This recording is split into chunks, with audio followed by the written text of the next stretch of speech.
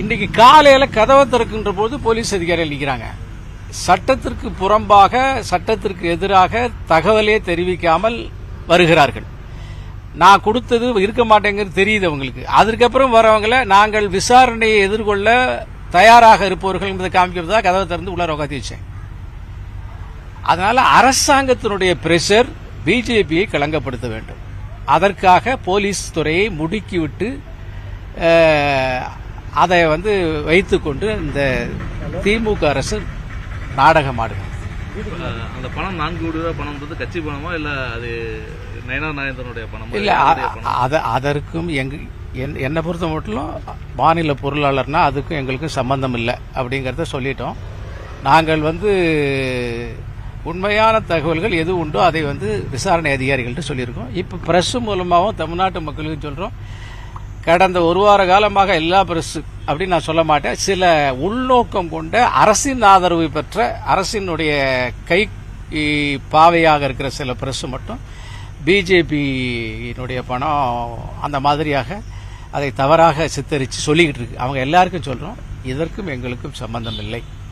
அதை நாங்கள் வெளிப்படையாக மக்களுக்கும் சொல்றோம், அதிகாரிகள்ட்டையும் சொல்லிட்டு. பணம் பாஜகவுடைய பணம் கிடையாது, கட்சி பணம் கிடையாது. அல்ல. அப்ப கட்சி பணம் கிடையாது அப்படின்னா போலீஸுடைய நோக்கம் என்ன வரும்? உள்நோக்கம். பிஜேபி எந்த வகையில தவறா ப்ரொஜெக்ட் பண்ணலாம். தேர்தல் முடிஞ்சு போச்சு, இனிமேல் தவறா ப்ரொஜெக்ட் பண்ணி என்ன பண்ண போறாங்க? இவங்க வடக்கையே போய் பிரச்சாரம் பண்ண தயாரா இல்லை, வடக்கே இவங்க போனா அவங்க ஏத்துக்க தயாரா இல்லை. வடக்கு இருக்கிற எந்த ஒரு போஸ்டர்லயும் ஸ்டாலினும் திருநாவாளனுடைய படமும் இல்லை. அந்த அளவுக்கு வடக்கு இவர்களை புறக்கணிக்கிறது காரணம் இவங்க ராமர் கோயிலை பற்றி அவமரியாதையாக பேசுனதுக்காக. அதனால இந்த சூழ்நிலையில தமிழ்நாடு அரசாங்கம் பிஜேபியை களங்கப்படுத்துவதற்காக திமுக அரசு, தமிழ்நாடு அரசு இல்ல, திமுக அரசு, மு.க. ஸ்டாலின் தலைமையிலான அரசு இந்த முயற்சியை மேற்கொள்கிறது. மிகப்பெரிய அளவில் அது தோல்வியை சந்திக்கும், அவமானத்தை சந்திக்கும், தவறான புகாரை சொல்லுகின்ற காரணத்தினால். காவல்துறை அது தொடர்பான சாட்சிகள் ஒன்னொன்னா சேர்த்துட்டு வராங்க அப்படின்னு சொல்றாங்க.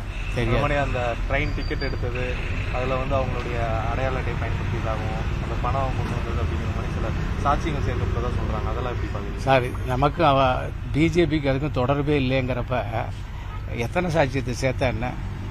அது எந்த விதத்திலையும் பலன் தர போறதில்லை. அது விசாரணை அதிகாரிகளுடைய செயல், அதுக்கும் எங்களுக்கு சம்பந்தம் இல்லை. எத்தனை மணிக்கு வந்தாங்க? என்னென்ன 9 மணிக்கு வந்தாங்க. கேஷுவலாக பேசிட்டு இருந்தாங்க. அப்புறம் கேள்விகள் கேட்டாங்க. ஒரு 11 மணி வாக்கில் கிளப்போம். சரி சார், தேங்க்யூ. மெட்ராஸ்லேருந்து ஒரு 4-6 பேர் வந்தாங்க. லோக்கல் சிபிசி இடையிலேருந்து ஒரு 4-6 பேர் வந்தாங்க. அப்புறம் அங்கே உள்ளூர் போலீஸ் கொஞ்சம் வந்திருப்பாங்க. ஒரு 3-4 வேன்களில் போலீஸ் ஜீப்பில் வந்தாங்க.